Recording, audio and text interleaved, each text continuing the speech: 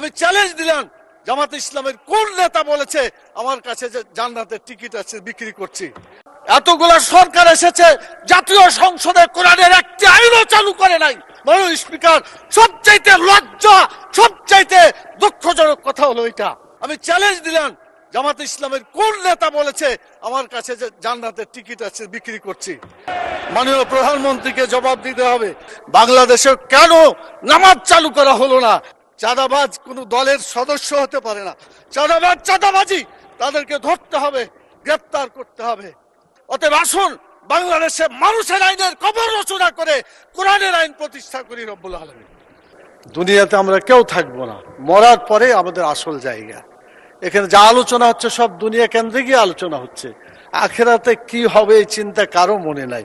আল্লাহ তাআলা সূরা আলে ইমরানের 185 নম্বর আয়াতে বলেছেন, ফামান জুহজিহা আনিন নার ওয়া উদখিলাল জান্নাত ফাকাদ ফাজ।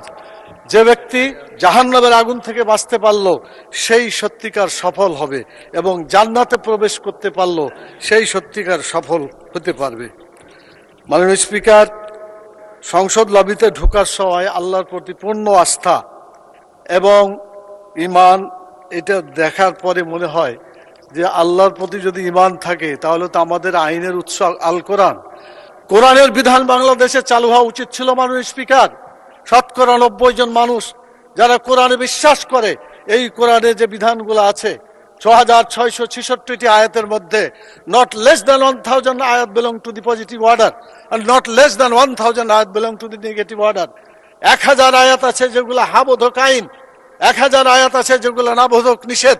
কোরআনের এই 1000 পজিটিভ এবং 1000 নেগেটিভ আয়াতগুলা বাংলাদেশে কায়েম করতে হবে, এটা আমাদের দাবি। মাননীয় স্পিকার, এরপরে যে কথা আমি বলতে চাই মাননীয় স্পিকার, সেটা হলো আল্লাহ তাআলা যাদেরকে নির্বাচিত করেছেন, হুকুমের ক্ষমতা দিয়েছেন, সূরা হজের 41 নম্বর আয়াত। মাননীয় প্রধানমন্ত্রী আছেন, তার দৃষ্টি আকর্ষণ করে সকলকেই বলতে চায়, আল্লাযীনা ইম্মাক্কান্নাহুম ফিল আরদি আকামুস সালাত ওয়া আতাউয যাকাত ওয়া আমারু বিল মারুফ ওয়া নাহাউ আনিল মুনকার।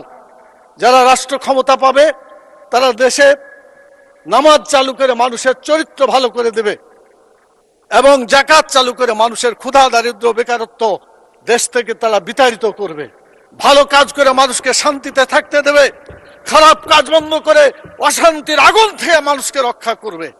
কিন্তু দুর্ভাগ্য, আওয়ামী লীগ এসেছে 6 বার, বিএনপি 5 বার, জাতীয় পার্টি 2 বার।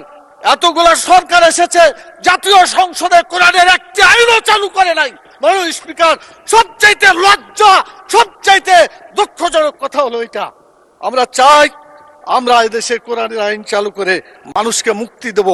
আমি মাননীয় প্রধানমন্ত্রীকে বলবো, আপনাকেও জিজ্ঞাসা করা হবে, আমাকেও করা হবে, বাংলাদেশে কেন নামাজ চালু করা হলো না? কেন যাকাত চালু করে ক্ষুধা দারিদ্র বেকারত্ব দেশ থেকে দূর করা হলো না?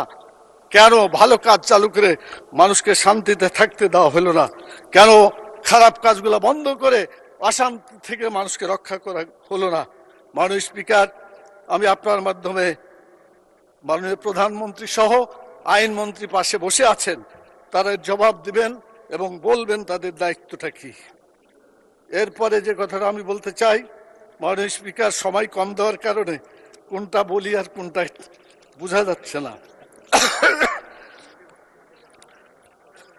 মাননীয় স্পিকার, আমাদের দেশে সুদ, ঘুষ, মদ, জুয়া, জেনা, ব্যভিচার, চাঁদাবাজি, টেন্ডারবাজি যারা করে এরা কোনো দলের লোক না মাননীয় স্পিকার।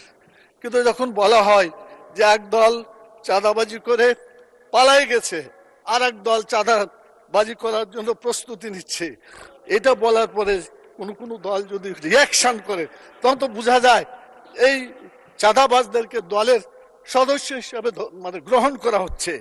আজকে সিদ্ধান্ত হোক মাননীয় স্পিকার, চাঁদাবাজ কোন দলের সদস্য হতে পারে না। চাঁদাবাজ চাঁদাবাজি, তাদেরকে ধরতে হবে, গ্রেপ্তার করতে হবে। এরপরে যে কথা বলতে চাই সেটা হলো টিকিট বিক্রির একটা কথা বলা হয়েছে। মাননীয় স্পিকার, একটু প্লিজ। কোরআন মাজিদে একটি আয়াতকে কেন্দ্র করে এটা ভুল বুঝাবুঝি হচ্ছে। আল্লাহ তাআলা সূরা তওবার 111 নম্বর আয়াতে বলেছেন যে আল্লাহ তাআলা জান মালকে কিনে নিয়েছেন জান্নাতের বিনিময়ে। এটা আল্লাহর কথা। আপনি জানমাল দিবেন, বিক্রি করবেন, জান্নাতে যেতে পারবেন। জানমাল আল্লাহর পথে দিবেন না, আপনার কপালে জান্নাত হবে না। এটা আল্লাহর কথা, এটা মানুষের কথা না। আমি চ্যালেঞ্জ দিলাম, জামাত ইসলামের কোন নেতা বলেছে আমার কাছে যে জান্নাতের টিকিট আছে, বিক্রি করছি? মাননীয় প্রধানমন্ত্রীকে জবাব দিতে হবে কেন তিনি এটা বলছেন। আমাদের ফখরুল ইসলাম সাহেব বলেছিলেন আমরা শরীয়তের আইন বিশ্বাস করি না, পরে অবশ্য আত্মসমর্পণ করে নির্বাচনের আগে বলেছেন শরীয়তের বিরুদ্ধে আমরা কোনো আইন আমরা পাশ করব না। তো ধন্যবাদ ওনাকে, অন্তত তওবা করে ফিরে এসেছেন। আমরা আল্লাহর আইন চাই, আপনারা আল্লাহর আইনের বিরোধিতা করবেন না বলেছেন। অতএব আসুন বাংলাদেশে মানুষের আইনের কবর রচনা করে কোরআনের আইন প্রতিষ্ঠা করি। রব্বুল আলামিন আল্লাহ তাআলা আমাদেরকে সে তৌফিক দান করুন।